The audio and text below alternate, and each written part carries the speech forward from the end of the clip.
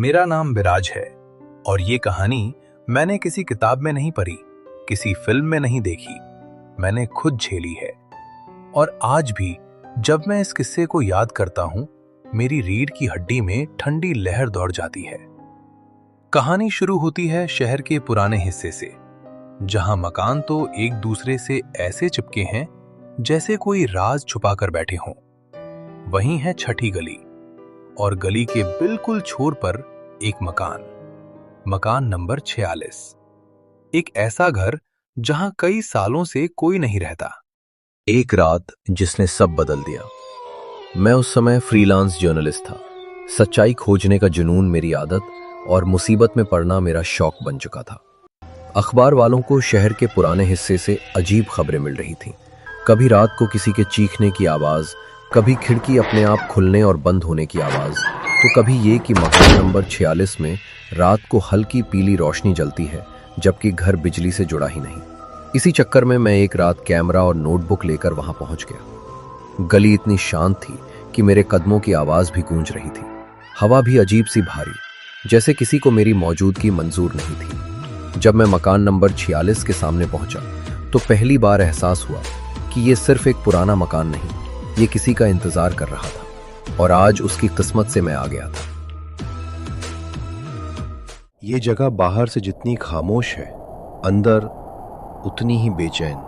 किसी की निगाहें जैसे मेरी हर हरकत पर टिकी हैं। इसी बीच ऊपर के कमरे से हल्की सी खट खट की आवाज आई। मैंने खुद से कहा, चल अब वापस लौटते हैं, लेकिन पत्रकार वाली जिज्ञासा ने मेरे पैर रोक दिए। मैं सीढ़ियां चढ़ने लगा। हर कदम पर धूल उड़ती और लकड़ी चरमराती, जैसे सीढ़ियां खुद कह रही हूं, मत आ, वापस जा। ऊपर पहुंचते ही बाईं ओर एक दरवाजा दिखा जिस पर धूल की मोटी परत थी। लेकिन एक बात अजीब थी, हैंडल साफ था, जैसे अभी कुछ देर पहले किसी ने छुआ हो। कमरा खाली था, बस एक पुरानी लकड़ी की कुर्सी बीच में रखी थी और उसके सामने दीवार पर एक बड़ा आईना।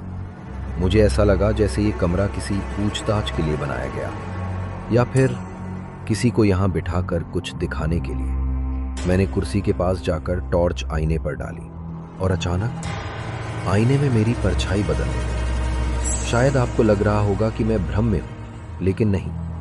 आईने में मैं नहीं, एक और इंसान था। पीला चेहरा, लाल आंखें और उसके होठों पर अजीब मुस्कान। मेरे हाथ कांपने लगे। मैंने धीरे से कहा, तू कौन है? आईने में मौजूद शख्स ने मुस्कुराते हुए होंठ हिलाए, लेकिन उसके होंठ की आवाज कमरे की हवा से आई। तू बहुत देर से मेरा इंतजार कर रहा था विराज। मेरे दिमाग में जैसे किसी ने हथौड़ा मारा है। वो मेरा नाम कैसे जानता था? अचानक कमरे की सारी खिड़कियां खुद ब खुद बंद हो गई। दरवाजा धड़ाम से बंद। कमरा अंधेरे में डूब गया। अब आईने में सिर्फ वही चेहरा था, और हर पल उसकी शक्ल इंसानी कम और किसी और चीज जैसी ज्यादा लगने लगी। टॉर्च बंद हो गई। रिकॉर्डर अपने आप चालू हो गया। उसमें किसी और की आवाज आई, एक बूढ़े आदमी की। अगर ये रिकॉर्डिंग मिले तो समझ लेना कि छठी गली का मकान जिंदा है। वो लोगों को निगलता है, उनकी यादें, उनका नाम सब अपने अंदर खींच लेता है। और आईने में जो व्यक्ति दिखता है वो तुम नहीं, तुम्हारा अगला रूप होता है, जो इस घर में फंसने के बाद बनता है। मैं सीढ़ियों से गिरता पड़ता बाहर आया। गली में आते ही मुझे लगा जैसे अचानक मेरी सांस वापस लौट आई हो। मैं भागता हुआ अपने घर पहुंचा।